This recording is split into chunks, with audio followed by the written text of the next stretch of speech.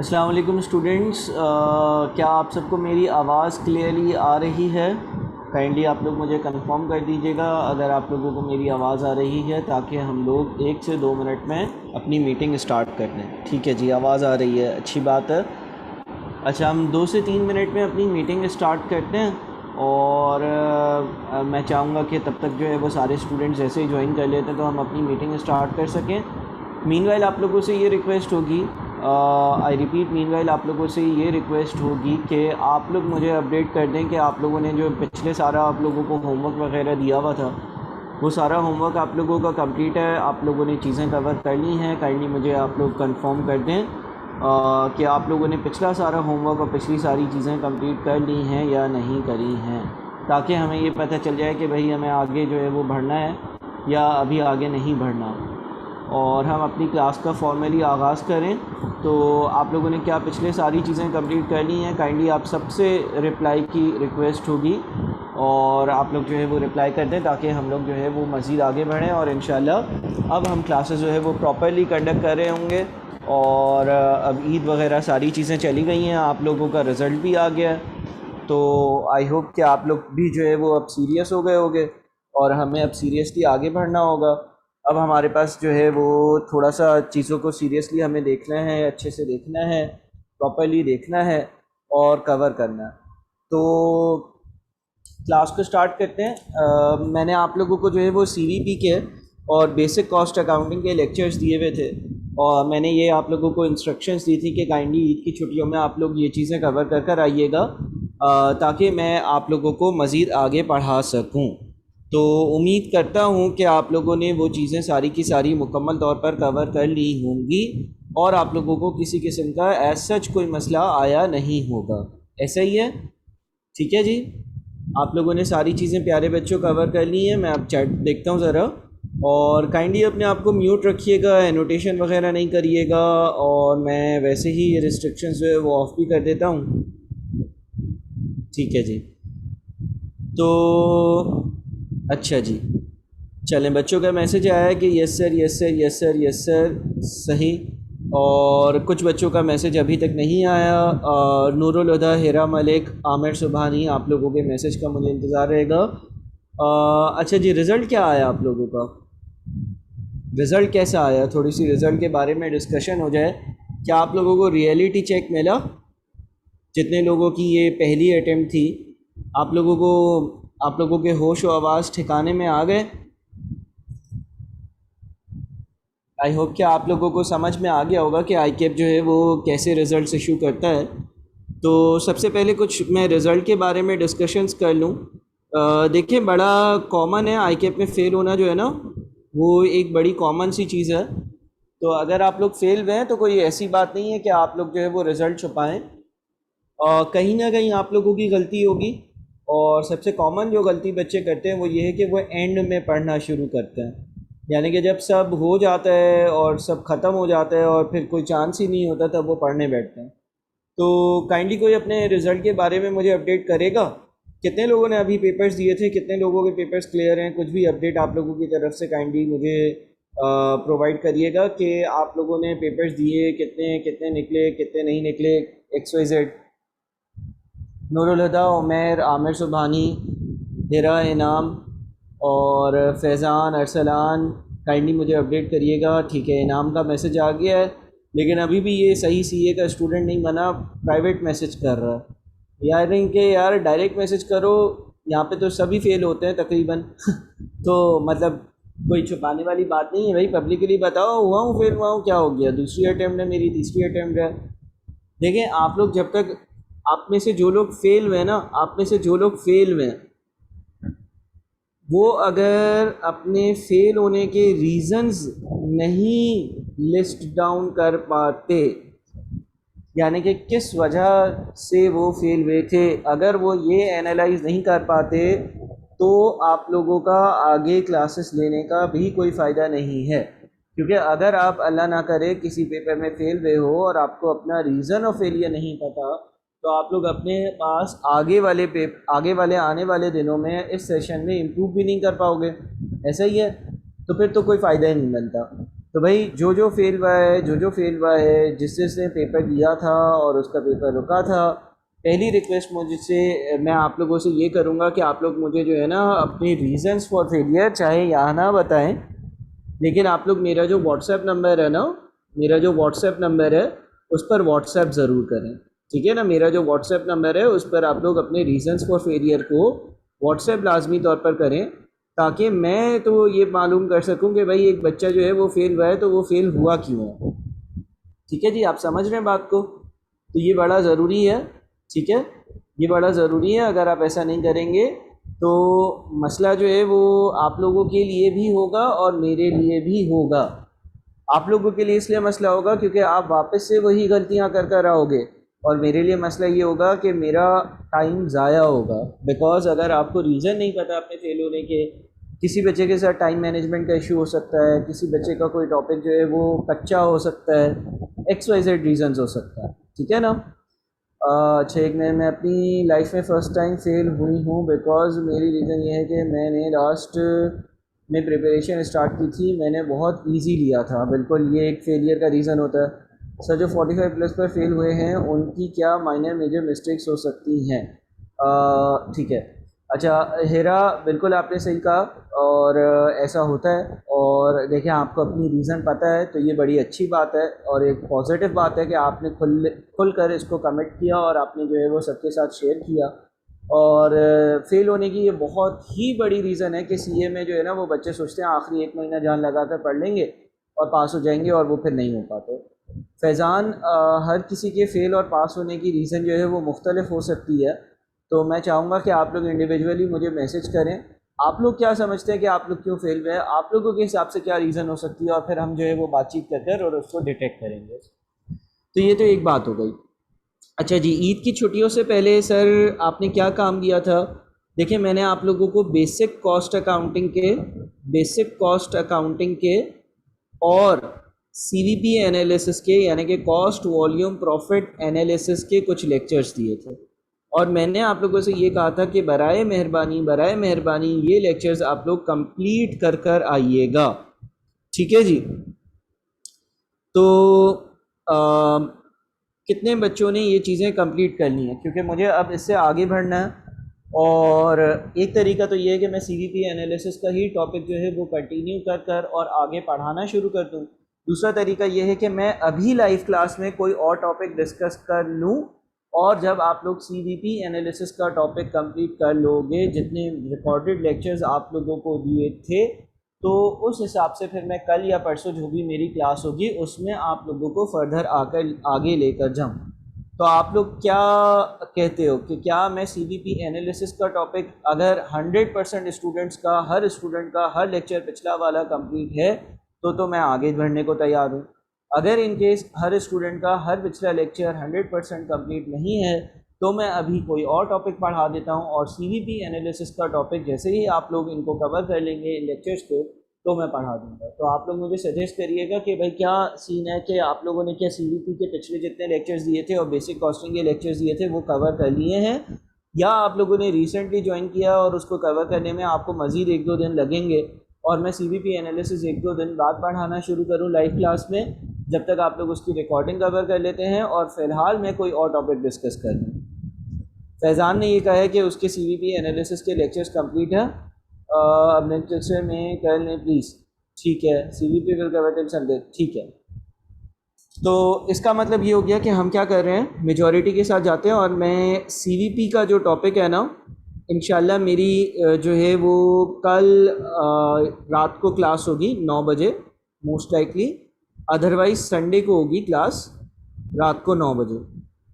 तो आप लोगों को संडे को रात 9 बजे या सीवीपी एनालिसिस के लिए कल रात 9 बजे तक का टाइम देता हूँ, ताकि जिन लोगों ने रिसेंटली हमें ज्वाइन किया है वो सीवीपी एनालिसिस के पिछले रिकॉर्डेड लेक्चर्स भी कवर कर लें, और हमारे यूट्यूब के चैनल से जितने भी रिकॉर्डेड लेक्चर्स, जितनी भी पिछली लाइव क्लासेस की रिकॉर्डिंग्स हैं उनको भी कवर कर लें।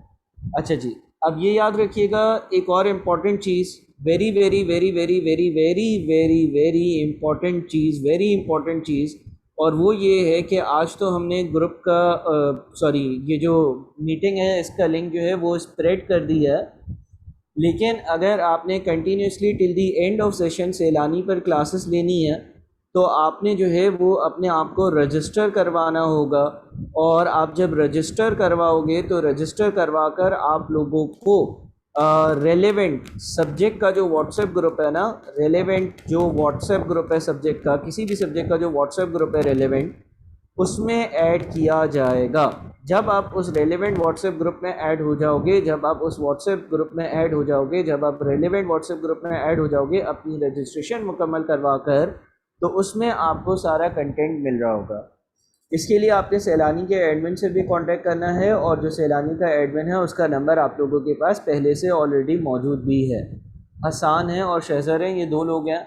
और आपने ये मेक श्योर करना है कि आप सैलानी के जो रजिस्टर्ड स्टूडेंट्स का जो ग्रुप है उसमें आप एडेड हो, ताकि आप लाइव क्लासेस जो है वो till the end of the session enjoy कर सको। शुरू की कुछ क्लासेस में आप लोगों को जूम का लिंक पब्लिकली दिया जाएगा, उसके बाद वो लिंक जूम का पब्लिकली आपको प्रोवाइड नहीं किया जाएगा। सो डू मेक श्योर कि आप लोग सैलानी के रजिस्टर्ड स्टूडेंट्स के ग्रुप में जो है ना वो एडेड हो, ठीक है ना। आप लोगों की रजिस्ट्रेशन कंप्लीट हो और आप लोग एडेड हो। जितने लोगों ने अभी ज्वाइन किया, अभी तक जो जो बातें करी हैं, ये आपको करंट मीटिंग की रिकॉर्डिंग हमारे यूट्यूब के चैनल पर मिल जाएगी, तो आप उसमें इन रिकॉर्डिंग्स के ज़रिए ये देख सकेंगे कि हमने अभी तक क्या बातें करी। अच्छा जी, तो अगले टॉपिक पे बढ़ने से पहले बस मैं एक कुछ मेजर रीज़न्स लिख दूँ। मेजर रीज़न्स फॉर फेलियर, ठीक है ना। मेजर रीज़न्स फॉर फेलियर, सबसे जो इम्पोर्टेंट रीज़न है ना फेलियर का, वो है आपका कि प्रिपरेशन इन लास्ट 1 मंथ, ठीक है। जब पीआरसी से बच्चा आता है ना, तो पीआरसी इतना हलवा और आसान है, एएफसी पीआरसी इतना आसान है कि उसका जो दिमाग होता है ना वो आसमान पर होता है। तो वो सोचता है कि यार मैंने तो सीए के 5 पेपर निकाल लिए, अब 2 या 3 पेपर जो है वो मेरे लिए तो मुश्किल है ही नहीं, तो मैं आखिरी 1 महीने में मंड कर पढ़ूँगा और जो है वो कहीं पे भी नहीं जाऊँगा, और घर में जो है वो ताला लगाऊँगा अपने कमरे को, और कमरे में बैठकर 12-12 घंटे पढ़ूँगा और पास हो जाऊँगा। तो भाई पहली चीज़ तो ये याद रखो, ऐसा ना पास्ट में हुआ है, ना फ्यूचर में होगा, और ना आप लोगों के साथ होगा। आपने अभी से टीचर के साथ साथ पढ़ते जाना है। अगर आप लोग अभी से मेहनत नहीं करोगे तो बाद में आप स्ट्रगल करोगे। तो पहली चीज़ ये आ गई। दूसरी जो रीज़न है ना फेलियर की, वो है टाइम मैनेजमेंट। टाइम मैनेजमेंट का मतलब ये है कि जब आप पेपर देखते हो ना, तो पेपर में आप लोगों के पास 6 सवाल, 7 सवाल, 8 सवाल होते हैं, और आप लोगों के लिए वो पेपर 3 घंटे में करना जो है ना वो मुमकिन नहीं होता।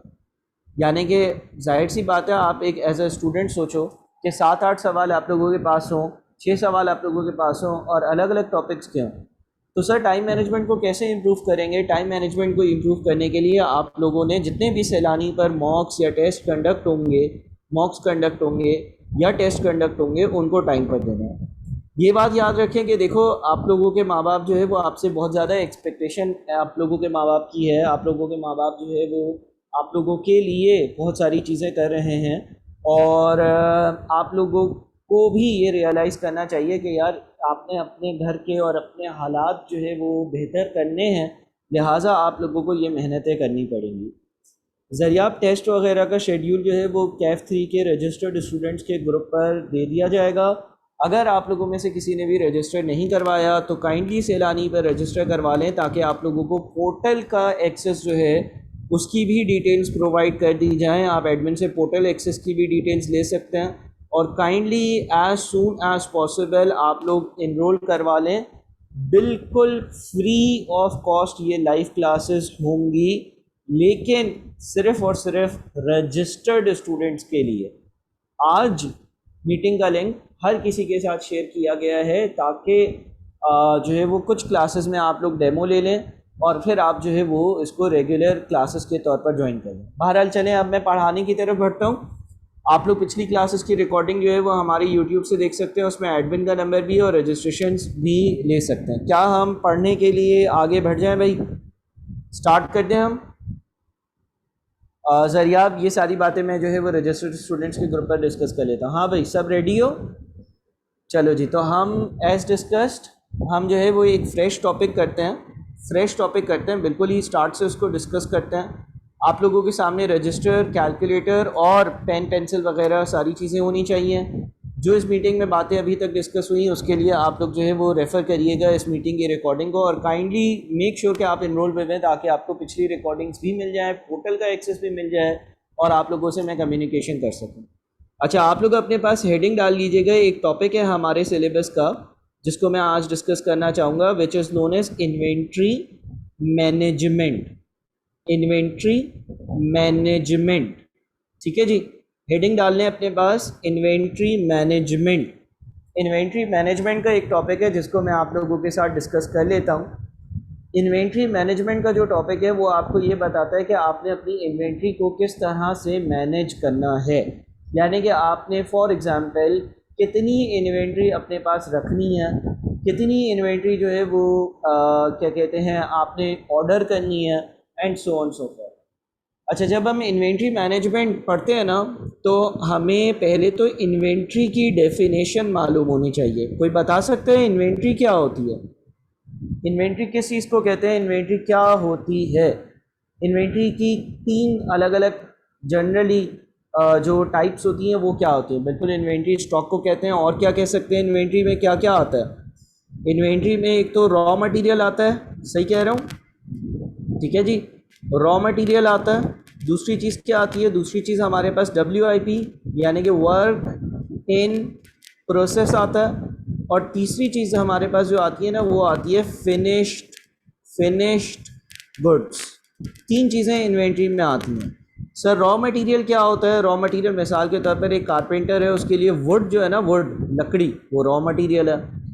अच्छा, वो उससे टेबल्स बनाकर बेचता है तो टेबल जो है वो उसके फिनिश गुड्स हैं। अच्छा, जब वो वुड को काट लेता है और टेबल बनाने की कोशिश जारी होती है, उस वक्त वो चीज़ ना लकड़ी की शक्ल में होती है ना टेबल की शक्ल में होती है, तो हम कहते हैं वो WIP है। मिसाल के तौर पे लेट से आप यूँ कह लो कि एक कारपेंटर ने 1 जनवरी वाले दिन लकड़ी ख़रीदी, तो 1 जनवरी वाले दिन इसके पास जो लकड़ी पड़ी हुई है वो इन्वेंट्री है और उसको हम रॉ मटेरियल कहेंगे। मिसाल के तौर पर 5 जनवरी वाले दिन इसने इस लकड़ी से टेबल तैयार कर लिया था, तो हम ये कहेंगे कि भाई 5 जनवरी वाले दिन इसके पास ये फिनिश गुड्स हैं। और दूसरी से लेकर 4 जनवरी के बीच में इस लकड़ी से टेबल तैयार किया जा रहा होगा। तो अगर दूसरी से 4 जनवरी के बीच में अगर इस लकड़ी से टेबल तैयार किया जा रहा होगा तो इसका मतलब ये हो गया कि इस दरमियान ये चीज़ WIP होगी या वर्क इन प्रोसेस होगी। WIP होगी या वर्क इन प्रोसेस होगी, ठीक है जी। तो आप क्या इस बात को समझ गए हैं? ठीक है, ये 3 तरह की इन्वेंट्री हो सकती है। अच्छा, कुछ बिजनेसेस वो होते हैं जो मैन्युफैक्चरिंग बिजनेस होते हैं और कुछ ट्रेडिंग बिजनेस होते हैं। जो मैन्युफैक्चरिंग बिजनेस होते हैं ना, मैन्युफैक्चरिंग बिजनेस, उसके पास ये इन तीनों तरह की इन्वेंट्री मौजूद होती है। मैन्युफैक्चरिंग बिजनेस का मतलब ये कि वो बिजनेस जो रॉ मटेरियल परचेज कर और फिनिश गुड्स बनाता है। लेकिन अगर कोई ट्रेडिंग बिजनेस है, तो उसके पास सिर्फ और सिर्फ फिनिश गुड्स मौजूद होगा। ट्रेडिंग बिजनेस का मतलब ये है कि वो बनी बनाई चीज़ें खरीद कर और बनी बनाई चीज़ें ही आगे बेचते हैं। एक तो ये बात हो गई। फिर हम दूसरी जो बात करेंगे ना वो ये है कि कॉस्ट एसोसिएटेड विद इन्वेंट्री, यानी कि मज़ीद आगे बढ़ने से पहले हमें ये पता होना चाहिए कि इन्वेंट्री जो है उससे एसोसिएटेड क्या ख़र्चे या क्या कॉस्ट होती हैं। तो 4 तरह की कॉस्ट होती हैं। नंबर 1 परचेज़ प्राइस या परचेज़ कॉस्ट, ठीक है ना, purchase price, number 1 purchase price. Number 2 holding cost, number 2 holding cost, number 2 holding cost. Number 3 ordering cost, number 3 ordering cost, number 3 ordering cost. Number 4 stock out cost, number 4 stock out cost, number 4 stock out cost. मैं वापस से repeat करूंगा, purchase price, holding cost, ordering cost, stock out cost. Purchase price, holding cost, ordering cost, stock out cost. Purchase price, holding cost, ordering cost, stock out cost. अच्छा जी, अब आप लोग बताएं मुझे परचेज प्राइस क्या चीज़ होती है? परचेज प्राइस क्या चीज़ होती है? परचेज प्राइस किस चीज़ को कह सकते हैं? परचेज प्राइस की क्या डेफिनेशन हो सकती है आपके हिसाब से? आप तुक्का मारें, कोई मसला नहीं है। लिस्ट प्राइस, ठीक है, लिस्ट प्राइस एक बात हो गई, और परचेज प्राइस क्या हो सकती है? काइंडली जल्दी से आप लोग पार्टिसिपेट करेंगे तो मज़ा आएगा ना। जिस प्राइस पर परचेज किया, बिल्कुल ठीक है, बिल्कुल ठीक है, जिस प्राइस पर परचेज किया, ठीक है, जिस प्राइस पर ख़रीदा हो after discount, list price minus discount, बिल्कुल ठीक बात है। सीधी सीधी सी डेफिनेशन ये कि यार लेट से आप यूँ कह लो कि लेट से फॉर एग्जांपल जंगल कहाँ होते हैं यार, कोई लेट से कोई फॉरेस्ट है, फॉरेस्ट है, ठीक है ना, फॉरेस्ट है और ये कराची है, कराची है, ठीक है जी। और लेट से आप जो है वो ऊपर फर्नीचर वाली एग्जांपल है, आप इस फॉरेस्ट से जो है ना वो 500 किलो वुड परचेज कर रहे हो। यहाँ पर कोई जो है वो ऐसी कंपनी है जो फॉरेस्ट से वुड काटती है और बेचती है, और आपकी जो फैक्ट्री है ना, फैक्ट्री जिसमें आप जो है वो वुड से टेबल बनाते हो, वो कराची में। तो जनाब ये जो आपने 500 किलो ख़रीदे हैं, लेट से आपने 1 किलो जो है वो लेट से 100 रुपये के हिसाब से ख़रीदा, यानी कि आपने 500 किलो के टोटल जो है वो 50,000 रुपये पे किए। तो ये 50,000 रुपये इसकी परचेज कॉस्ट कहलाएगी। यानी कि परचेज कॉस्ट की सिंपल सी डेफिनेशन ये है कि आप इन्वेंट्री कितने में परचेज कर रहे हो। अगर मैं एक जंगल में से लकड़ी ख़रीद कर, वहाँ पर कोई कंपनी है जो लकड़ी काट कर बेचती है, और मैं कराची में मेरी फैक्ट्री जो है वहाँ पर मैं काम करता हूँ, तो फिर मैं जब अगर मैं लेट से 500 किलो लकड़ी ख़रीदता हूँ, 500 किलो लकड़ी ख़रीदता हूँ, 500 किलो लकड़ी ख़रीदता हूँ पूरे साल में, एनुअली हम कह लेते हैं, एनुअली, एनुअली। तो अगर मैं पूरे साल में 500 किलो लकड़ी खरीदता हूँ और 1 किलो 100 रुपये का आता है, तो 500 किलो मुझे कितने का पड़ता होगा? 50,000 का। ये इसकी परचेज कॉस्ट कहलाएगी। यानी कि परचेज कॉस्ट का क्या मतलब है? परचेज कॉस्ट का मतलब है जितने की मैं कोई इन्वेंट्री परचेज करूँगा। अच्छा जी, अब बताइएगा होल्डिंग कॉस्ट किस चीज़ को कहेंगे? होल्डिंग कॉस्ट क्या होगी? आप लोगों के दिमाग में क्या आता है? होल्डिंग कॉस्ट क्या होनी चाहिए? किस चीज़ को कहना चाहिए? कोई तुक्का मार सकते हो आप लोग होल्डिंग कॉस्ट के बारे में, कुछ भी आप लोगों को XYZ जो लगता हो कि भाई ये होल्डिंग कॉस्ट हो सकती है, इसको होल्डिंग कॉस्ट कहते हैं। होल्डिंग वेयर हाउस सही है, और भाई और कोई? Holding warehouse, storage cost, ठीक है, और स्टोरेज कॉस्ट बिल्कुल ठीक है। ज़बरदस्त, आप लोग पार्टिसिपेशन कर रहे हो, बड़ी अच्छी बात है। हाँ बिल्कुल ऐसा ही है।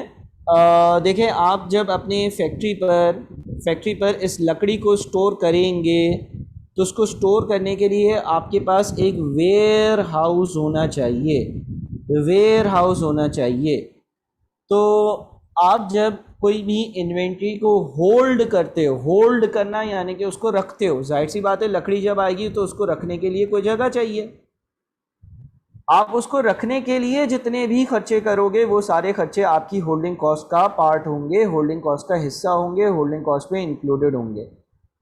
आसान सी मिसाल होल्डिंग कॉस्ट की जो हम ले सकते हैं वो है फॉर एग्जांपल रेंट, किराया, ठीक है ना।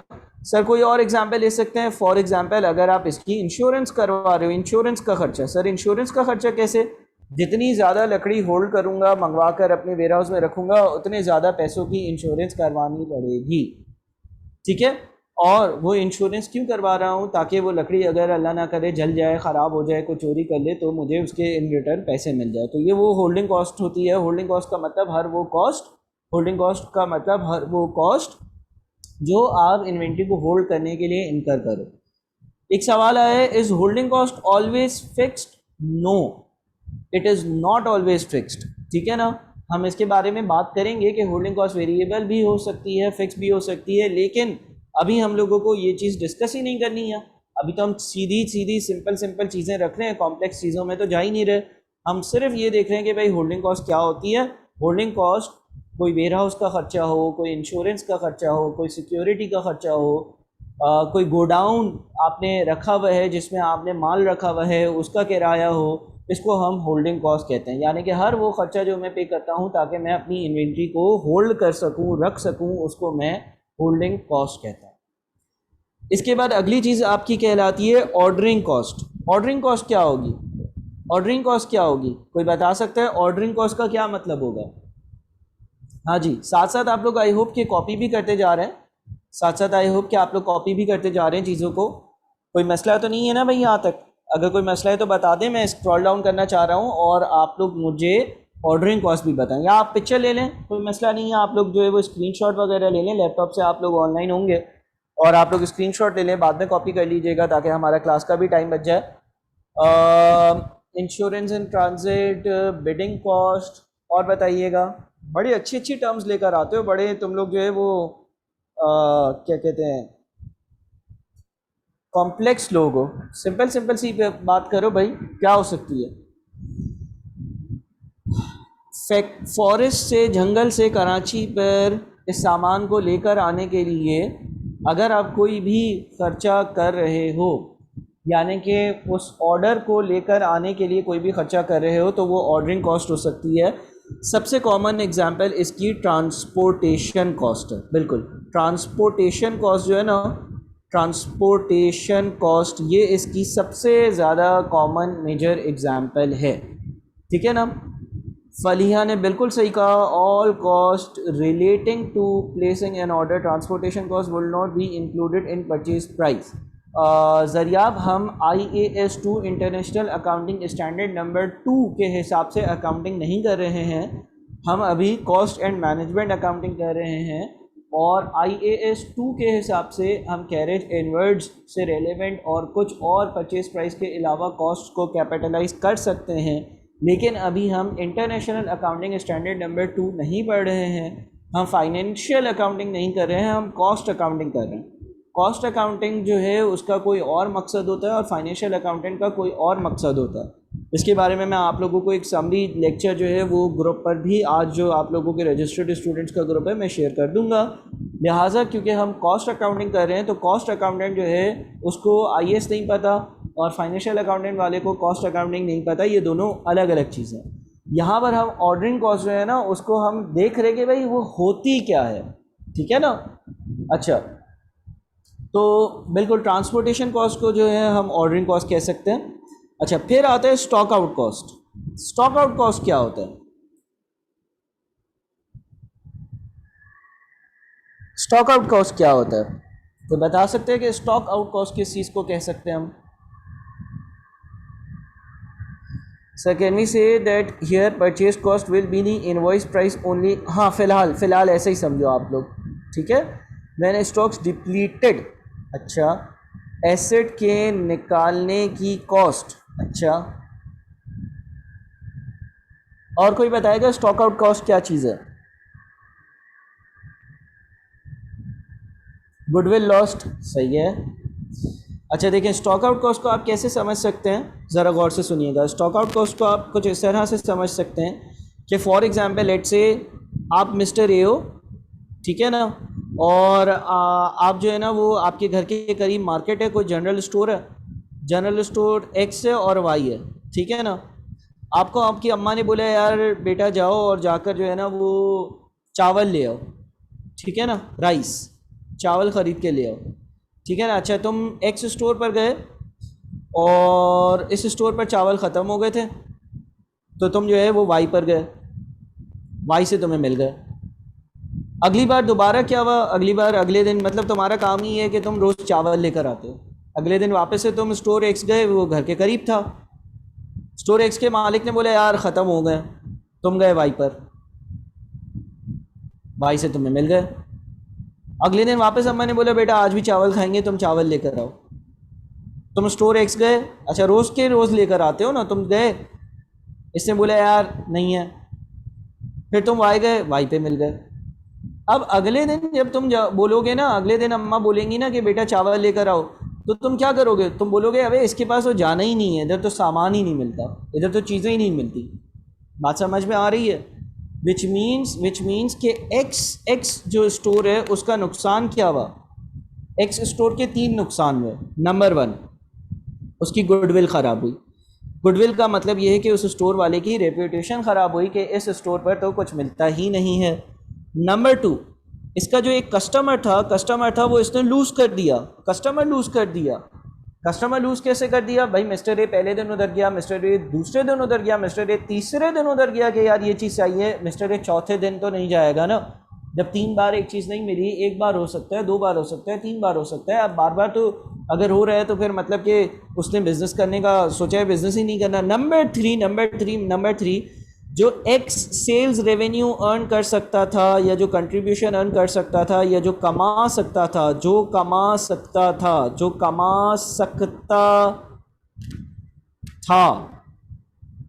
वो नहीं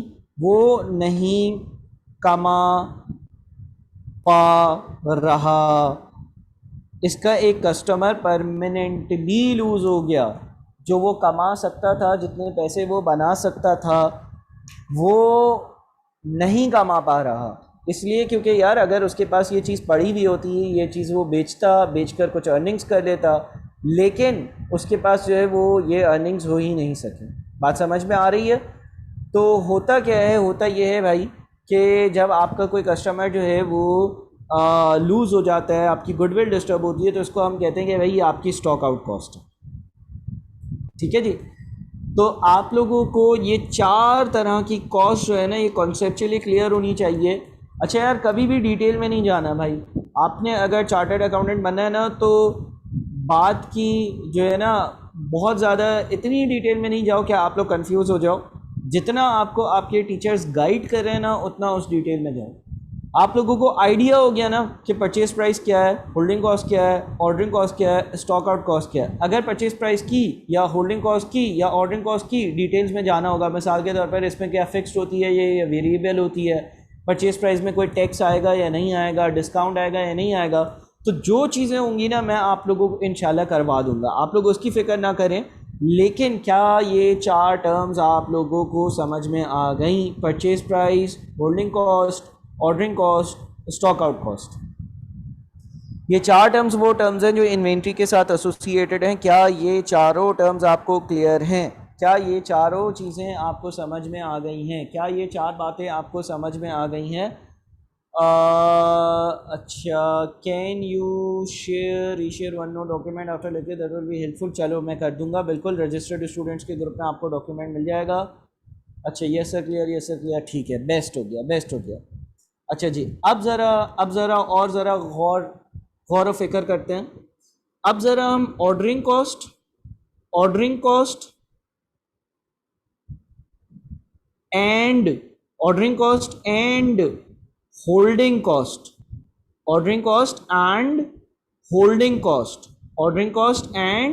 होल्डिंग कॉस्ट, इन दोनों के बीच में ordering cost and holding cost, इन दोनों के बीच में ordering cost and holding cost, इन दोनों के बीच में रिलेशन देखते हैं, इन दोनों के बीच में ताल्लुक देखते हैं, इन दोनों के बीच में क्या ताल्लुक है।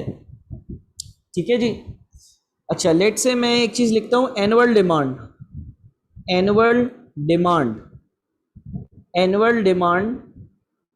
500 kg, यानी कि एक कंपनी है जिसको पूरे साल में 500 किलो वुड की ज़रूरत है। अगेन हम वही एग्जाम्पल ले लेते हैं, वुड, ठीक है ना। एनुअल डिमांड 500 kg है। एक कंपनी है, उसको पूरे साल में 500 किलो लकड़ी की या वुड की ज़रूरत होगी। Option number one. अच्छा हम ये भी लिख लेते हैं, ordering cost per order. Ordering cost per order जो है ना वो है ₹300। ऑर्डरिंग कॉस्ट पर ऑर्डर जो है वो है ₹300। ऑर्डरिंग कॉस्ट पर ऑर्डर का सर क्या मतलब है? ऑर्डरिंग कॉस्ट पर ऑर्डर का क्या मतलब है? ऑर्डरिंग कॉस्ट पर ऑर्डर का मतलब ये है कि अगर मैं एक बार ऑर्डर प्लेस करूँगा तो उसको लेकर आने का किराया 300 होगा। ऑप्शन नंबर वन और option number two. Option number 1 ये है कि मैं एक ऑर्डर प्लेस करूं, वन ऑर्डर ऑन 1 जनवरी। और ऑप्शन नंबर 2 मैं आपको बोलता हूं वन ऑर्डर ऑन 1 जनवरी, 1 जनवरी को कुछ चीज़ें मंगवाऊं आधी। देखिए ऑप्शन नंबर 1 में तो ये था ना कि मैं 1 जनवरी पर ही चीज़ें मंगवा लूँ और टोटल 500 किलो एक साथ मंगवा लूँ। ऑप्शन नंबर 2 ये है कि मैं 1 जनवरी पर 250 किलो चीज़ें मंगवा लूँ, फिर वो इस्तेमाल हो, और सेकंड जो ऑर्डर हो ना, ऑर्डर नंबर 2, ऑर्डर ऑन 6 महीने कब ख़त्म होते हैं? 1 जुलाई। 1 जुलाई वाले दिन मैं 250 किलो मज़ीद चीज़ें मंगवा लूँ और फिर उसको इस्तेमाल करूँ। पूरे साल में मुझे 500 किलो चाहिए ना, पूरे साल में मुझे कितना चाहिए? पूरे साल में मुझे 500 किलो चाहिए।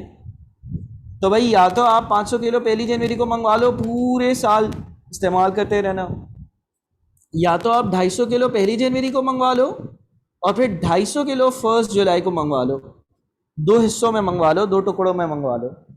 मुझे बताओ ऑप्शन नंबर 1 बेहतर है या ऑप्शन नंबर 2 बेहतर है, और कौन सा ऑप्शन क्यों बेहतर है?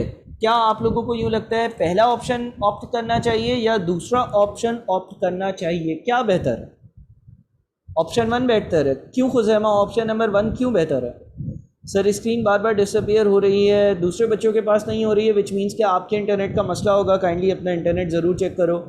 ऑप्शन नंबर 1 में होल्डिंग कॉस्ट ज़्यादा होगी, one ordering cost incurred only one time. ठीक है, देखो अगर हम ऑप्शन नंबर 1 की बात करते हैं, ऑप्शन नंबर 1 की बात करते हैं तो मुझे डिलीवरी के लिए एक बार 300 रुपये पे करने पड़ेंगे। तो मेरा ख़र्चा जो है उस चीज़ को मंगवाने का, यानी कि मेरी जो ऑर्डरिंग कॉस्ट है वो 300 होगी।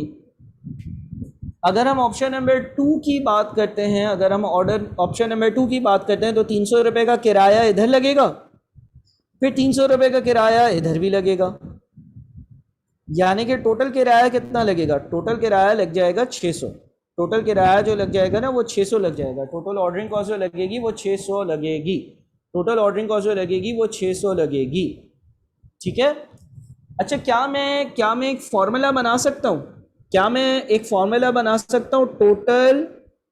Total ordering cost, total ordering cost, total ordering cost is equals to number of orders, number of orders multiplied by number of orders multiplied by ordering cost पर ऑर्डर। क्या मैं ये फॉर्मूला बना सकता हूँ?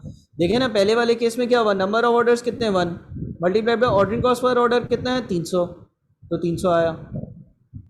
दूसरे वाले में क्या है? दूसरे वाले में आपके पास नंबर ऑफ ऑर्डर्स कितने, नंबर ऑफ ऑर्डर्स हैं 2 और ऑर्डरिंग कॉस्ट पर ऑर्डर कितना है 300, तो 2 इंटू 300 कितना आया? 600 आया। बिल्कुल सर आप ये फॉर्मूला बना सकते हैं, ये तो फॉर्मूला सही चल रहा है। टोटल ऑर्डरिंग कॉस्ट, किसी भी कंपनी की जो टोटल ऑर्डरिंग कॉस्ट होगी is equals to number of orders, जितनी भी वो ऑर्डर्स प्लेस करें multiplied by ordering cost per order, और बिल्कुल इससे आपका सही आंसर आ रहा है। ठीक है जी। अच्छा, क्या मैं एक और चीज़ कह सकता हूँ?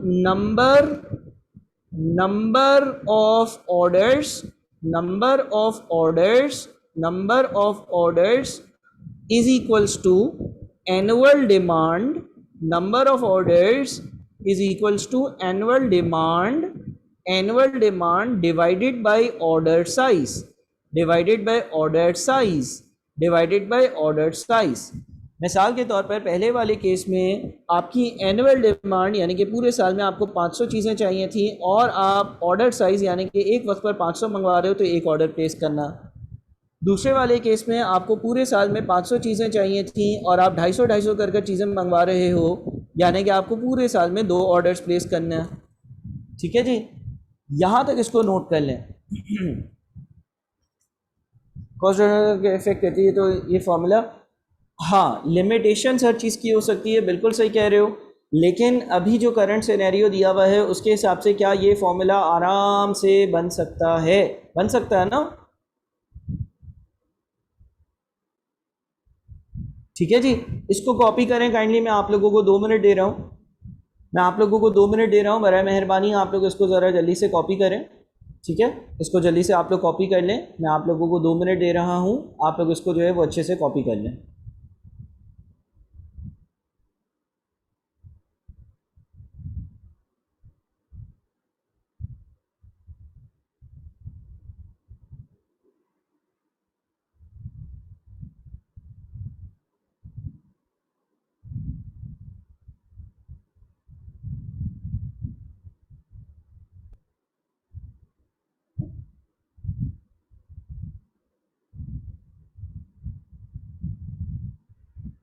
ठीक है जी, जल्दी करिएगा।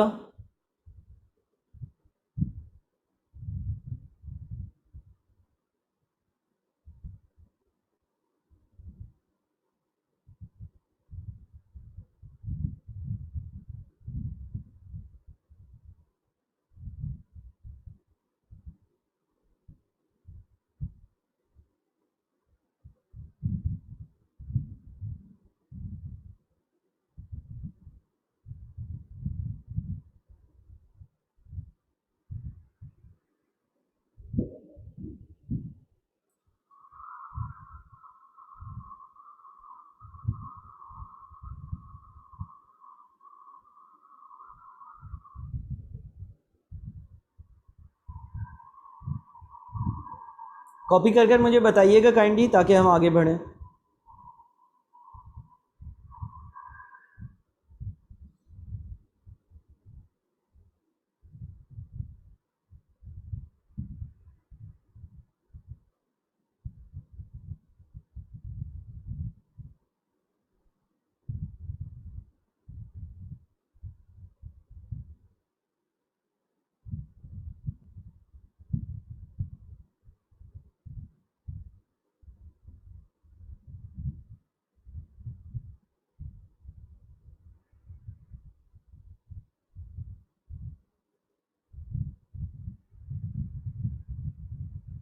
डन है, ठीक है जी।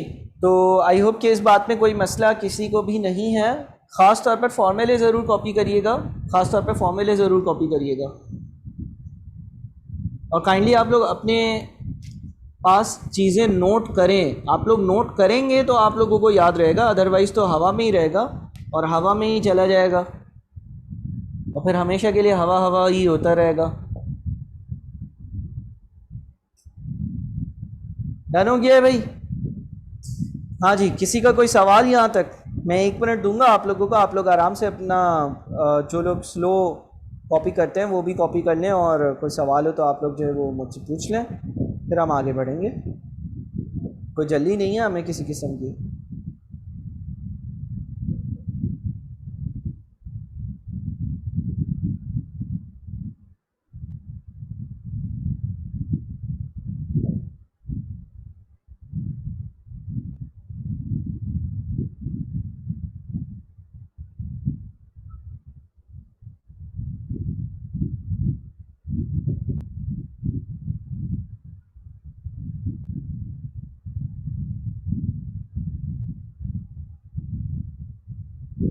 चलें जी, आगे बढ़ते हैं। अच्छा, अब होल्डिंग कॉस्ट पर आते हैं।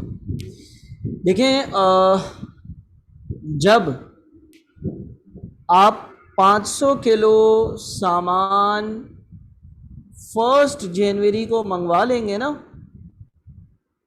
तो आपको बड़ा वेयर हाउस चाहिए होगा उसको रखने के लिए। इतना वेयर हाउस चाहिए होगा बड़ा कि जब 500 किलो आए तो वो 500 किलो वहां पर पड़ा हुआ हो। लेकिन अगर आप 250 किलो मंगवाते हैं और फिर 250 किलो मंगवाते हैं, तो क्योंकि आप 1 जनवरी को माल मंगवा रहे हो, 1 जनवरी को 250 किलो आया हो, ठीक है ना। अच्छा, ये इस केस में तो, पहले वाले केस में तो 1 जनवरी को माल आया और 31 दिसंबर तक वो इस्तेमाल होता रहा। दूसरे वाले केस में 1 जनवरी को माल आया, ठीक है जी, और वो जो है वो इस्तेमाल होता रहा, इस्तेमाल होता रहा। 1 जुलाई को वो ख़त्म हो गया, 1 जुलाई को नया 250 किलो आया और वो इस्तेमाल हुआ, इस्तेमाल हुआ, इस्तेमाल हुआ, और वो 31 दिसंबर को ख़त्म हो गया। इसका मतलब ये हो गया कि यार मुझे दूसरे वाले केस में एक छोटा वेयर हाउस चाहिए होगा, पहले वाले केस में बड़ा वेयर हाउस चाहिए होगा। ऐसा क्यों? क्योंकि पहले वाले केस में मुझे 500 यूनिट्स रखने की जगह चाहिए, दूसरे वाले केस में 250 यूनिट्स रखने की, 250 किलो रखने की जो जगह होगी वो भी चल जाएगी, मसला ही नहीं है। क्योंकि वो जब 250 किलो ख़त्म होंगे तो फिर आगे जो है वो अगले यूनिट्स आएंगे। समझ रहे हो? अब कौन से वाले केस में होल्डिंग कॉस्ट ज़्यादा होगी?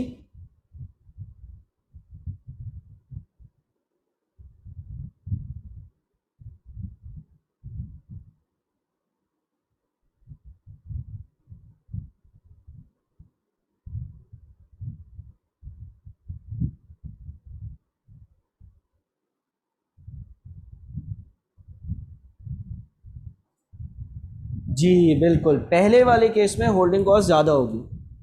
ठीक है, पहले वाले केस में जो आपकी होल्डिंग कॉस्ट होगी वो ज़्यादा होगी। ठीक है, पहले वाले केस में 1 जनवरी पर आपके पास 500 किलो माल रखने की जगह चाहिए होगी, दूसरे वाले दिन थोड़ा सा माल कम होगा, फिर थोड़ा सा माल कम होगा, लेकिन ओवरऑल आपको यहाँ पर ज़्यादा होल्डिंग कॉस्ट चाहिए होगी और यहाँ पर कंपैरेटिवली कम होल्डिंग कॉस्ट चाहिए होगी। अब मान लो कि यहाँ पर आपकी जो होल्डिंग कॉस्ट है ना वो लगती है, लेट से आप कह लो कि बड़ा वाला वेयर हाउस है ना, तो बड़े वाले वेयर हाउस की हम होल्डिंग कॉस्ट कह लेते हैं कि है लेट से कितनी रखें, लेट से बड़े वाले वेयर हाउस की होल्डिंग कॉस्ट है 700, या जो भी इसके होल्डिंग कॉस्ट है, होल्डिंग कॉस्ट। ठीक है जी, अच्छा जी, छोटे वाले वेयर हाउस की जो होल्डिंग कॉस्ट है ना वो है लेट से 500।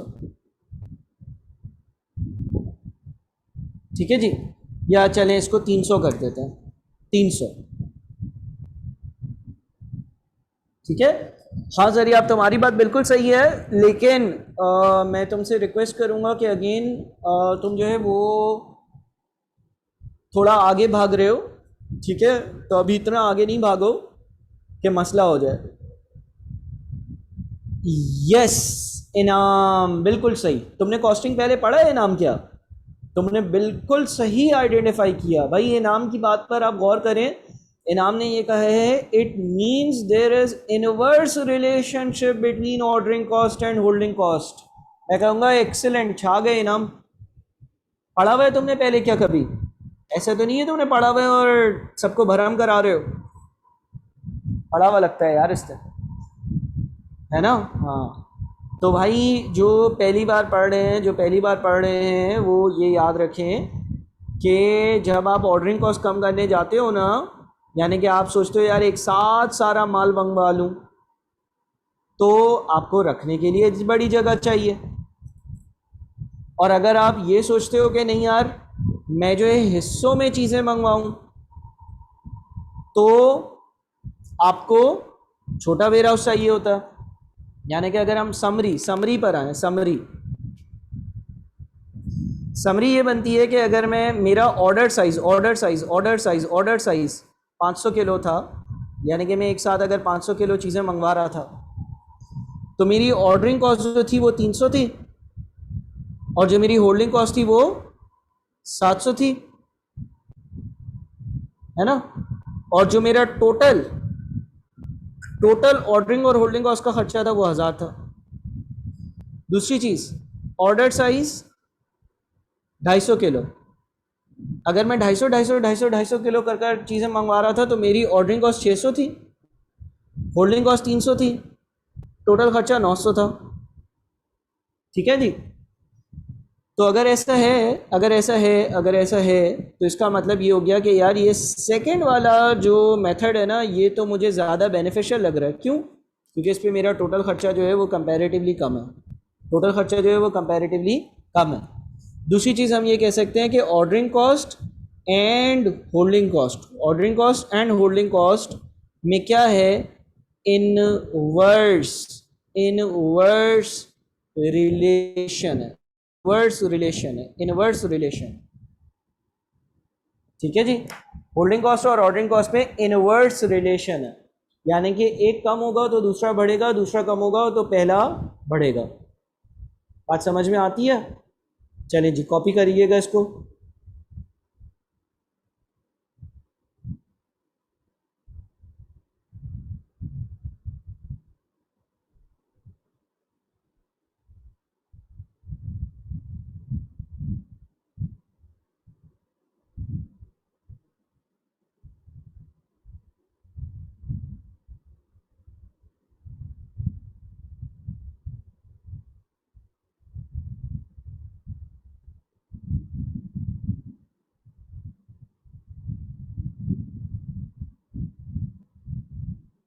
ठीक है जी, अपने पास इनवर्ड्स लिख लें, इनवर्स रिलेशन है दोनों चीज़ों में।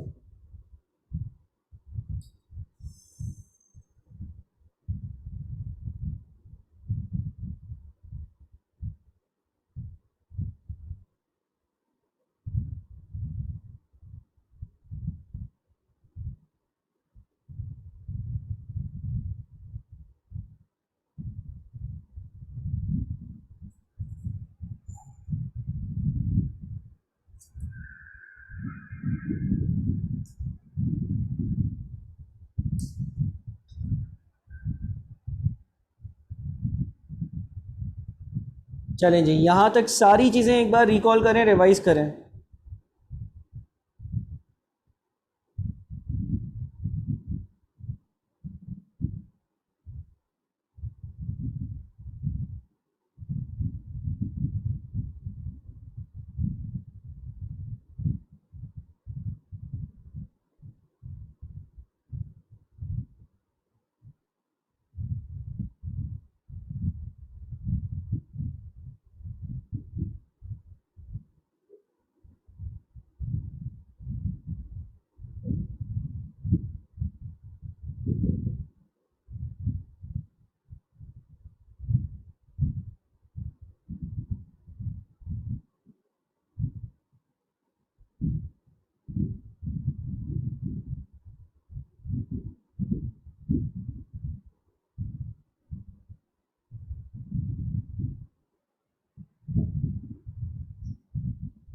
चलें जी, आगे बढ़े जी।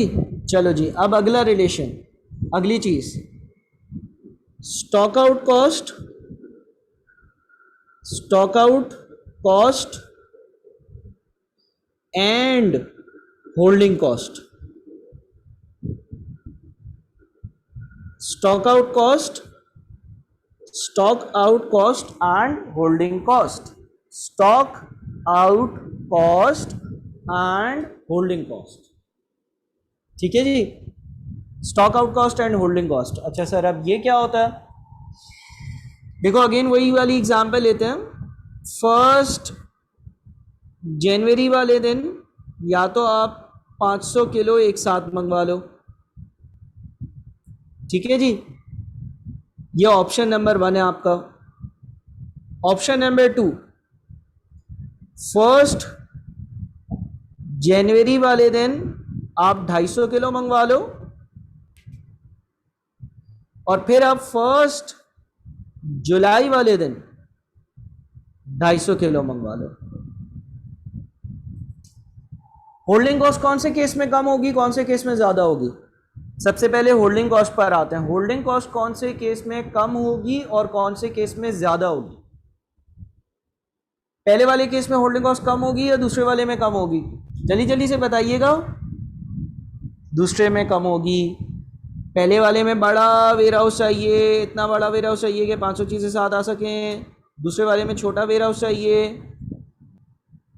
तो हम ये कह सकते हैं कि पहले वाले केस में होल्डिंग कॉस्ट होगी ज़्यादा, स्टॉक आउट कॉस्ट होगी, सॉरी, और दूसरे वाले केस में जो होल्डिंग कॉस्ट होगी वो होगी कम। ये एक बात हो गई, ठीक है। अच्छा, अब जरा गौर से सुनना, गौर से सुनना, गौर से सुनना, गौर से सुनना। 500 किलो पड़ा हुआ जनवरी के महीने में कस्टमर्स आए, 100 किलो ले गए, कितना बचा? 400 किलो। फरवरी के महीने में मजीद कस्टमर्स आए, 100 किलो ले गए, कितना बचा? 300 किलो। मार्च के महीने में मजीद कस्टमर्स आए 25 किलो ले गए, कितना बचा? 275 किलो। अप्रैल के महीने में फर्दर कस्टमर्स आए और लेट से 80 किलो ले गए, कितना बचा? 195 किलो। ऐसा है। मई के महीने में 5 किलो बिका, ठीक है, ऑफ सीज़न था किसी चीज़ का, बचा कितना? 180। जून का महीना आया, 2 किलो बिका, बचा कितना? 178। जुलाई का महीना आया, 3 किलो बिका, बचा कितना? 175। और ये कहानी चलती गई। दूसरे वाले केस में 1 जनवरी को कितना मंगवाया था मैंने? 1 जनवरी को कितना मंगवाया था? 250 मंगवाया था। अगर जनवरी में 100 किलो बिक गया, अगर जनवरी में 100 किलो बिका, अगर जनवरी में 100 किलो बिका, तो बचा कितना? 150। फरवरी में, अच्छा सॉरी, हाँ इसको सही कर देते हैं, 190, 188 और 185 बस। अच्छा, फरवरी में 100 किलो बिक गया, कितना बचा? 50। अच्छा, उसके बाद फिर मार्च आता है ना, मार्च में 25 किलो बिका, कितना बच गया? 25। अच्छा, अप्रैल में 80 किलो चाहिए, क्या मैं बेच सकता हूं? यहाँ ये कौन सी कंडीशन आ गई? अप्रैल में क्या हो गया? अप्रैल में क्या हो गया?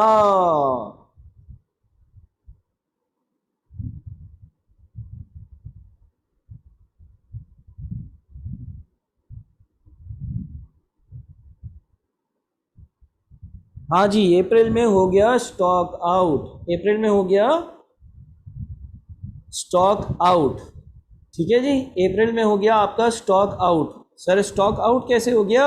स्टॉक आउट भाई हो गया ना यार, स्टॉक आउट ऐसे हो गया कि अब आपके पास माल नहीं है बेचने को। माल है? नहीं, माल तो नहीं है सर, तो क्या बेचोगे? नहीं बेच सकते हो, कस्टमर कैसे जाएगा? नाराज़ होकर जाएगा। ऐसा ही है ना? बिल्कुल सर, यहाँ तो कस्टमर जो है वो नाराज़ होकर चला जाएगा आपसे, बिल्कुल नाराज़ होकर चला जाएगा। तो अब मुझे बताओ सोच समझ कर कि स्टॉक आउट कॉस्ट में और होल्डिंग कॉस्ट में क्या ताल्लुक नज़र आता है?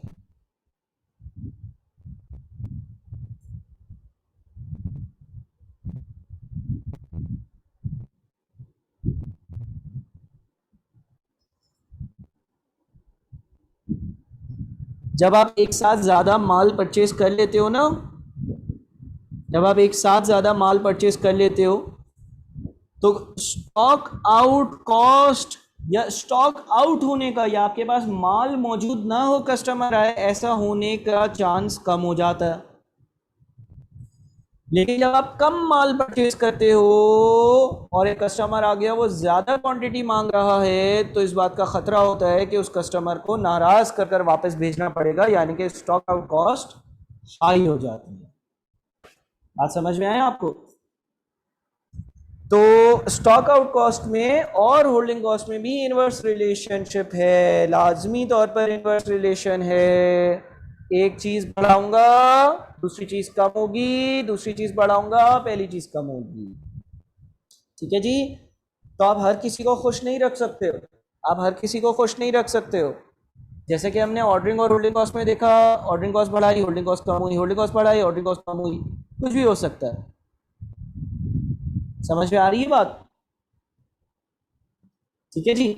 तो हम ये कह सकते हैं कि भाई इन दोनों के बीच में भी एक इनवर्स रिलेशनशिप है, इन दोनों के बीच में भी इनवर्स रिलेशनशिप एग्जिस्ट करता है। अगर होल्डिंग कॉस्ट ज़्यादा होगी, यानी कि आप ज़्यादा क्वांटिटी एक साथ मंगवा रहे हो, तो स्टॉक आउट होने के चांसेस कम है। अगर कम क्वांटिटी मंगवा रहे हो तो स्टॉक आउट होने के चांसेस बढ़ जाते हैं। डन हो गया? चलें जी। अच्छा जी, तो अब आपने जो है ना, अब आपने जो चीज़ें सीखी है ना, ठीक है जी, अब देखें, मैं आप लोगों को एक सवाल देता हूँ, define number 1 purchase price, number 2 holding cost, number 3 ordering cost, number 4 stock out cost. अपनी प्यारी प्यारी अपनी प्यारी प्यारी अंग्रेजी या अंग्रेजी में व्हाट्सअप करें।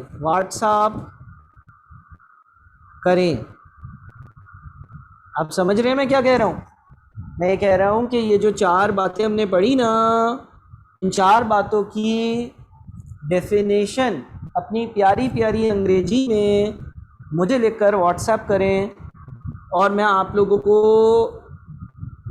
5 से 10 मिनट देता हूँ ताकि आप लोग यहाँ तक रिवाइज़ करें, अपनी प्यारी प्यारी अंग्रेजी में मुझे व्हाट्सएप करें ताकि मैं देखूँ आप लोगों को क्या समझ में आया।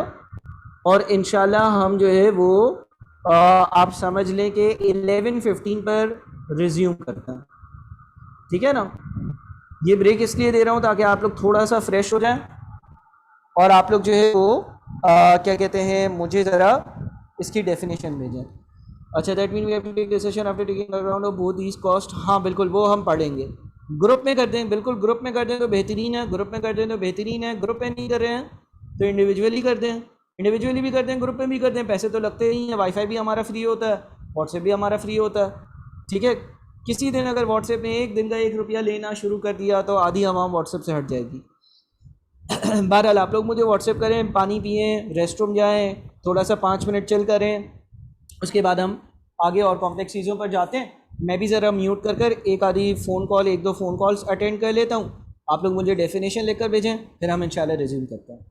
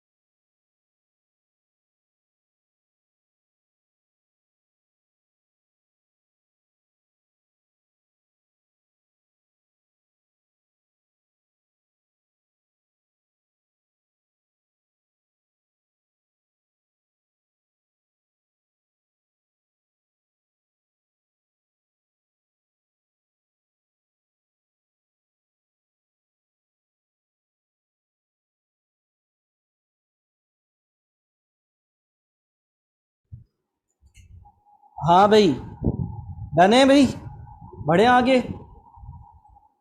तो आप लोगों में से 3 4 5 बच्चों ने ग्रुप पर मैसेज किया है, कुछ बच्चों ने प्राइवेट किया है, 5 6 ने, बाकी लोग कहाँ रह गए। खैर आगे बढ़ते हैं। आवाज़ आ रही है आप सबको? आवाज़ आ रही है आप सबको? यार ग्रुप पर आप लोग सब एडिट नहीं है मेरे ख्याल में। कुछ बच्चे मुझे कंप्लेंट कर रहे हैं कि सर ग्रुप का लिंक दे दें। यार ग्रुप पर जब 150 बच्चा एडेड है तो आपको ऐड करने में भी कोई मसला नहीं है हमें। बस ये है कि आपने एक रजिस्ट्रेशन सिंपल सी करवानी है, और उसके लिए आपके पास एडमिन का नंबर मौजूद है। आपने एडमिन से कांटेक्ट करना है, एडमिन आपको रजिस्टर करेगा, रजिस्टर कर कर आपको ग्रुप पे ऐड कर देगा। सैलानी के एडमिन का नंबर आई होप कि आप सबके पास होगा, और अगर नहीं है तो आप जो है वो मुझे मैसेज कर दें। डन हो गया? तो बढ़े आगे भाई, जिंदा हो ना सब? चलो जी, आगे बढ़ते हैं। अच्छा जी, तो अभी तक हमने ये 4 डेफिनेशंस जो है ना इसको डिस्कस किया कि ये 4 जो है वो बातें हैं क्या। ठीक है जी। अच्छा, अब एक और चीज़, economic, economic order quantity, economic order quantity. ठीक है जी, इकोनॉमिक ऑर्डर क्वांटिटी, EOQ।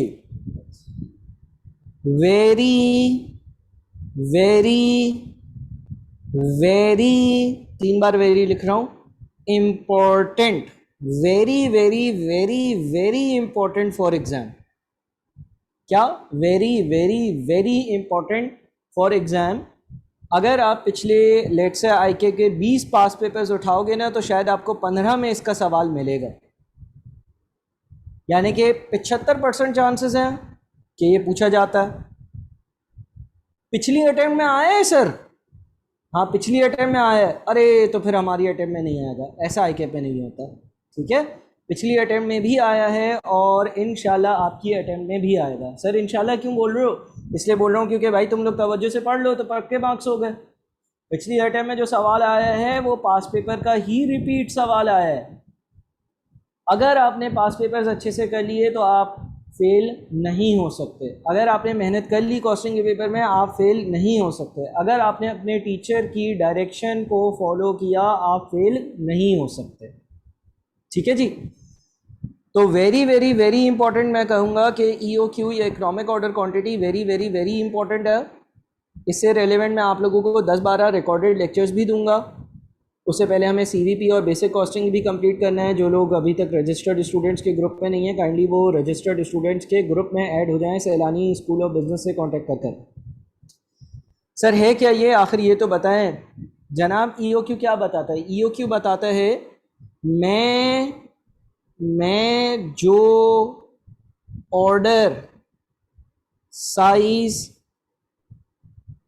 कहूँ, मैं जो ऑर्डर साइज कहूँ उतने यूनिट्स ऑर्डर करना, तो ऑर्डरिंग एंड होल्डिंग कॉस्ट का टोटल मिनिमम होगा। क्या बोला इसने? मैं जो ऑर्डर साइज कहूँ उतने यूनिट्स ऑर्डर करना, तो ऑर्डरिंग एंड होल्डिंग कॉस्ट का टोटल मिनिमम होगा। जितने यूनिट्स जितने यूनिट्स जितने यूनिट्स ये बताए कि भाई इतने यूनिट्स XYZ यूनिट्स ऑर्डर करो, वो ऑर्डर साइज आपने फॉलो करना है। ठीक है जी, उतना ही ऑर्डर साइज आपने फॉलो करना है। उतना ऑर्डर साइज अगर आप फॉलो करोगे तो होल्डिंग और ऑर्डरिंग कॉस्ट इन दोनों का जो टोटल होगा ना वो मिनिमम होगा। ठीक है ना। मिसाल एक आसान सी मिसाल लेते हैं। ऐसे ही मैं कुछ नंबर्स लिख रहा हूँ, 5 यूनिट्स, 10 यूनिट्स, 20 यूनिट्स। ठीक है जी। एनुअल डिमांड है 50 units. Ordering cost per order है 10 रुपए। मैं यहां पे लिखता हूं नंबर ऑफ ऑर्डर्स, यहां पे लिखता हूं मैं नंबर ऑफ ऑर्डर्स। अगर पूरे साल में 50 चीज़ों की ज़रूरत है और मैं 5 फिर 5 फिर 5 फिर 5 फिर 5 फिर 5 कर चीज़ें मंगवाता हूं, तो मुझे पूरे साल में कितनी चीज़ें मंगवानी पड़ेंगी? जी जी जी जी जी बताइएगा।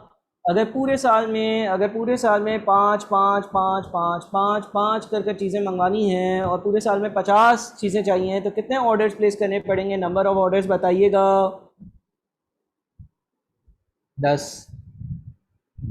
और अगर पूरे साल में 50 चीज़ें चाहिए और 10 चीज़ें फिर 10 चीज़ें फिर 10 चीज़ें फिर 10 चीज़ें और फिर 10 चीज़ें मंगवाता हूँ, तो कितने ऑर्डर्स प्लेस करने पड़ेंगे? 5, है ना। और इसको हम एक काम करते हैं, 20 को जो है ना वो 25 कर देते हैं, 25 यूनिट्स। अगर पहले 25 फिर 25, तो कितने ऑर्डर्स प्लेस करने पड़ेंगे? 2। ऐसा है? खोपड़े में जाती है ये बात? बिल्कुल जाती है सर। ठीक है जी। अच्छा, ordering cost, total ordering cost, एक बार ऑर्डर प्लेस करूंगा, ऑर्डरिंग कॉस्ट 10 रुपए है, तो 10 बार ऑर्डर प्लेस करूंगा तो टोटल ऑर्डरिंग कॉस्ट कितनी बनेगी? 10 बार ऑर्डर प्लेस कर रहा हूं, हर बार ऑर्डर प्लेस करने के लिए ऑर्डरिंग कॉस्ट 10 रुपए है, तो 10 बार की 100। अच्छा, अगर 5 बार प्लेस करूंगा तो क्या होगा? अगर 5 बार ऑर्डर प्लेस करूंगा तो 50, और अगर 2 बार करूंगा तो 20। ऐसा है? देखें, ये बात नोट करें कि अगर जो है ना वो आपका ऑर्डर साइज, अगर आपका ऑर्डर साइज इंक्रीज होता रहता है, तो आपकी जो टोटल ऑर्डरिंग कॉस्ट है वो कम होती रहती है। अच्छा जी, अब आप आ जाओ टोटल होल्डिंग कॉस्ट पर। ठीक है जी। ऐसे ही मैं कुछ वैल्यूज लिख देता हूं, मैं इसको यूं कर देता हूं, 20 50 100, ऐसे ही। देखिए, जब मैं कम चीजें मंगवाऊंगा तो छोटा वेयरहाउस चाहिए, तो होल्डिंग कॉस्ट कम होगी। ज्यादा यूनिट्स मंगवाऊंगा तो ज्यादा बड़ा वेयरहाउस चाहिए, तो ज्यादा होल्डिंग कॉस्ट होगी। ऐसा है? अब मुझे बताओ, total ordering cost plus total holding cost, यानी कि 100 का एक खर्चा, 20 का एक खर्चा, 120, 50 का खर्चा 100, 20 और 100 का खर्चा 120। अगर मैं तुमसे पूछूं ये तुम्हारी कंपनी है, तुम 5 कर यूनिट्स मंगवाओगे, ए ऑप्शन, 10 कर यूनिट्स मंगवाओगे, बी ऑप्शन, 25 कर यूनिट्स मंगवाओगे, सी ऑप्शन। क्या करना पसंद करोगे? क्या तुम 5 चीजें मंगवाओगे? क्या तुम 10 कर चीजें मंगवाओगे? या क्या तुम 25 कर चीजें मंगवाओगे?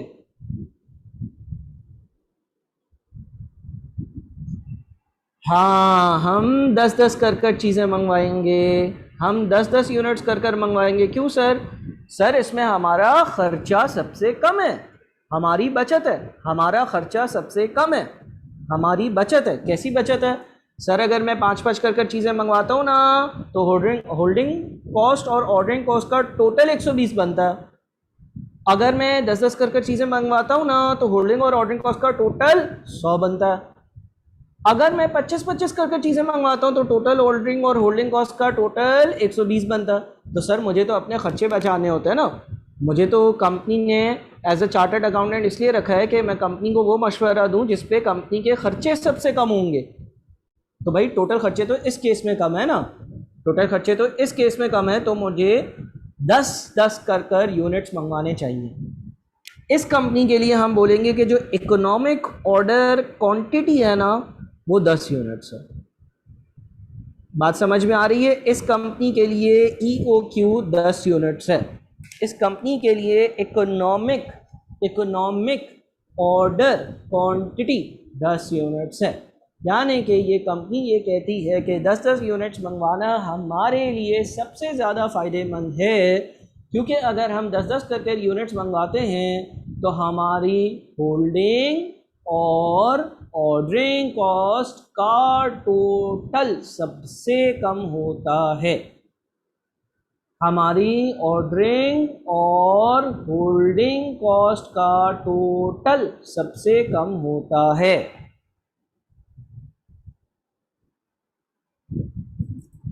हाँ जी प्यारे बच्चों, बात समझ में आ रही है? हमारी ऑर्डरिंग और होल्डिंग कॉस्ट का टोटल सबसे कम होता है। हमारी ऑर्डरिंग और होल्डिंग कॉस्ट का टोटल सबसे कम होता है अगर हम इकोनॉमिक ऑर्डर क्वांटिटी पर ऑर्डर प्लेस करते हैं। ठीक है, तो ये आपकी एक टर्म थी इकोनॉमिक ऑर्डर क्वांटिटी की, जिसको मैंने डिफाइन किया। सर क्या हम इसकी कोई कैलकुलेशन सीखेंगे? सब सीखोगे, तसल्ली रखो। With the passage of time आपको सब सिखाया जाएगा, आपको पेपर के दिन तक तैयार किया जाएगा। आप इसमें ना घबराएं। जो चीज़ पढ़ाई जा रही है क्या वो आपको समझ में आ रही है, ये बता दें।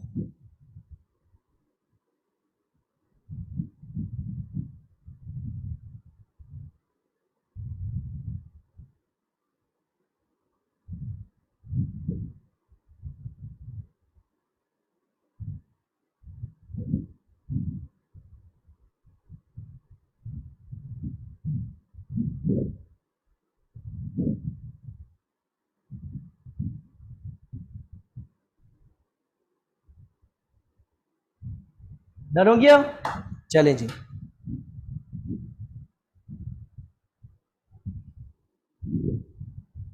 आगे बढ़े आगे बढ़े आगे बढ़े आगे बढ़े आगे बढ़े। डन है ना? ऑर्डरिंग और होल्डिंग कॉस्ट का टोटल जो है वो मिनिमम होगा अगर हम इकोनॉमिक ऑर्डर क्वांटिटी की बात मानेंगे। सर क्या EOQ कैलकुलेट होने का करने का कोई फॉर्मूला है? हाँ, इकोनॉमिक ऑर्डर क्वांटिटी कैलकुलेट भी किया जा सकता है। कैसे? अंडर रूट या square root 2 multiplied by ordering cost per order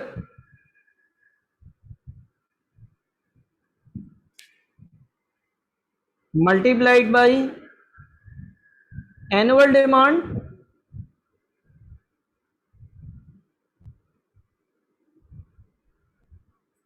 divided by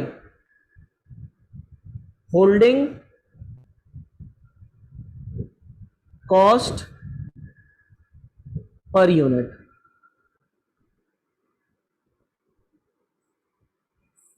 sir ये इतना खतरनाक फॉर्मूला? हाँ, इसकी डिटेल में जाते हैं, लेकिन ये इकोनॉमिक ऑर्डर क्वांटिटी का फॉर्मूला है 2 into cost of ordering into demand divided by holding cost per unit. Sir इससे क्या होता है? इससे आपको ये पता चल जाता है कि आपका EOQ कितना होना चाहिए, यानी कि आप एक वक्त पर कितने यूनिट्स मंगवाओ, एक यूनिट पर कितने यूनिट्स मंगवाओ, जिस पर क्या मिनिमम होगा? Total holding cost, total ordering cost. Ordering और होल्डिंग कॉस्ट का जो टोटल होगा, ऑर्डरिंग और होल्डिंग कॉस्ट का जो टोटल होगा वो मिनिमम होगा। होल्डिंग और ऑर्डरिंग कॉस्ट का जो टोटल होगा वो मिनिमम होगा अगर आप इस इक्वेशन के हिसाब, इस फॉर्मूले के हिसाब से आप कैलकुलेशन कर और नंबर ऑफ यूनिट्स कैलकुलेट करोगे। बात समझ में आ रही है?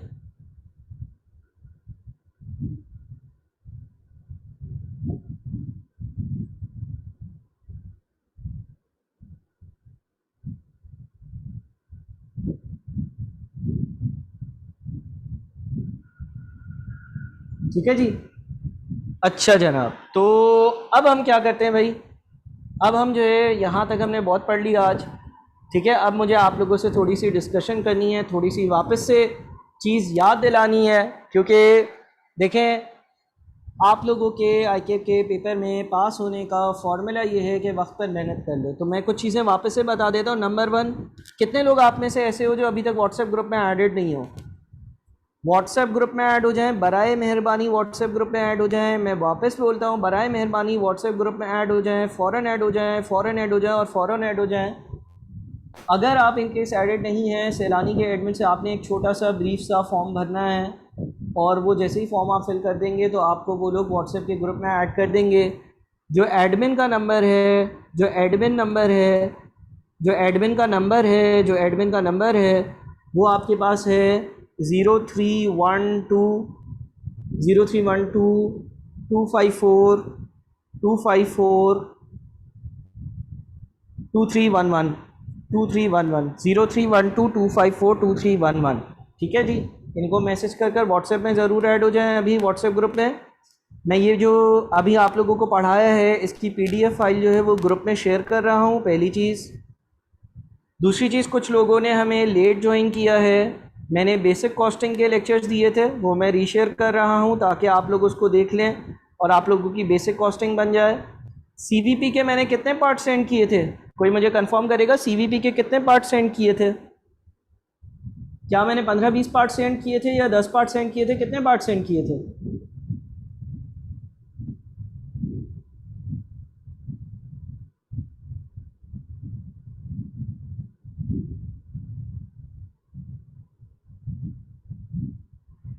पंद्रह किए थे। अच्छा, मैं एक काम करूँगा, सीवीपी के टोटल जो है ना आप लोगों को 20 पार्ट्स भेजूँगा, ठीक है जी।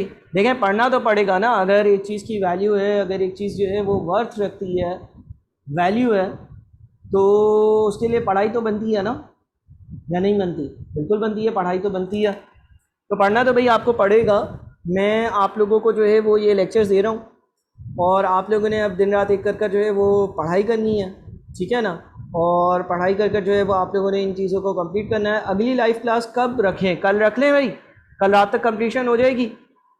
Capital investment appraisal CVP analysis का जो चैप्टर है, सीवीपी एनालिसिस का जो चैप्टर है वो अभी रिकॉर्डेड लेक्चर्स में मैं कवर करवा रहा हूँ, लेकिन उसकी जो है वो मैं लाइव क्लासेस भी रखूँगा और इसीलिए अभी फ़िलहाल जो है मैं इकोनॉमिक ऑर्डर क्वांटिटी करवा रहा हूँ, ठीक है, ताकि जो बच्चे लेट ज्वाइन किए जिन्होंने वो उनको कवर कर लें। ग्रुप पर सब एक्टिव रहिएगा, मैं वॉइस नोट वगैरह छोड़ूंगा। सब ग्रुप पर एडिट हो? कौन बच्चा ग्रुप पर एडिट नहीं है?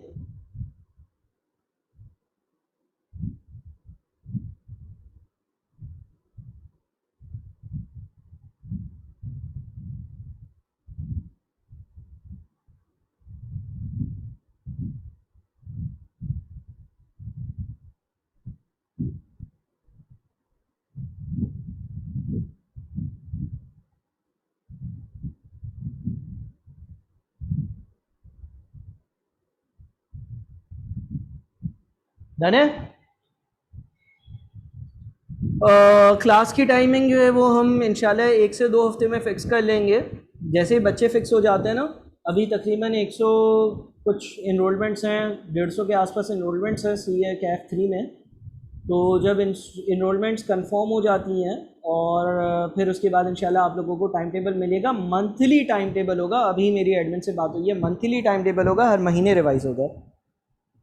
लेकिन फ़िलहाल आप लोग जो है, आप लोगों को पोर्टल का एक्सेस भी नहीं मिला ना, तो आप लोगों को अगले हफ्ते तक जो है वो जब पोर्टल का एक्सेस भी मिल जाता है ना, जब आप लोगों को पोर्टल का एक्सेस भी मिल जाता है तो फिर तो है वो आप लोगों को वेबसाइट वगैरह सारी चीज़ें दे दी जाएंगी, तो उस पर ही आपकी चीज़ें जो है वो अपलोड हो रही होंगी, रादर देन के यूट्यूब पर हो रही हों, पीडीएफ फाइल भी वहीं पर आ रही होंगी, सारी चीज़ें होंगी, तो बड़ी आसानी हो जाएगी। चले जी, ये कवरेज कर कर आइएगा, ग्रुप पर लाजमी ऐड हो जाएं। इंशाल्लाह अगली क्लास में हम लोग मुलाकात करते हैं। ईओक्यू को लाइव क्लासेस में आगे लेकर चलते हैं, सीवीपी को रिकॉर्डेड क्लासेस में आगे लेकर चलते हैं। लेक्चर्स में रीशेयर कर रहा हूँ ग्रुप पर, 15 मिनट बात करता हूँ ताकि नए बच्चे ऐड हो जाएँ। वंस बच्चे बेसिक कॉस्टिंग और सीवीपी के रिकॉर्डेड लेक्चर्स कवर कर लेंगे तो उसकी लाइव क्लासेस शुरू कर देंगे। मीनवाइल मैं लाइव क्लासेस अभी ईओक्यू की लेता रहूँगा और आप लोगों के फिर ईओक्यू के रिकॉर्डेड लेक्चर्स इसकी लाइव क्लास के बाद दे दूँगा। इफेक्टिवली आप समझ लें कि बेसिक कॉस्टिंग सीवीपी और ईओक्यू, ये तीन चीज़ें मिल मिलाकर हम इंशाल्लाह अपना टारगेट बना लेते हैं कि अगले 7 to 10 डेज़ में ख़त्म कर लें और आप समझ लें इंशाल्लाह आपके पेपर में इससे 20 मार्क्स आ जाएंगे इंशाल्लाह। पिछली अटेम्प्ट में भी आए और आते रहते हैं, ठीक है जी। मज़ीद बातचीत आप व्हाट्सएप पे कर सकते हैं, मैंने एडमिन का नंबर शेयर किया है, आप जो है वो काइंडली ग्रुप पर ऐड हो जाएं। दूसरी बात यह है कि आप लोग मुझे भी व्हाट्सएप कर दें ताकि मैं आपका नंबर सेव कर लूँ। उससे फ़ायदा ये होगा कि आपके पास अगर मेरा और मेरे पास अगर आपका नंबर सेव होगा, कंप्लीट नाम के साथ मैसेज करिएगा तो आपको मेरे व्हाट्सएप स्टेटस नज़र आ रहे होंगे जिस पर मैं mocks test, live classes, recorded lectures, कोई वर्कशॉप्स है उसकी अपडेट देता रहता हूँ, ठीक है जी। तो अपना बहुत ख्याल रखिएगा, इंशाल्लाह अगली क्लास में मिलते हैं। और ये लेक्चर मैं अभी यूट्यूब पर भी डलवा देता हूँ। ओके, थैंक यू, अल्लाह हाफ़िज़।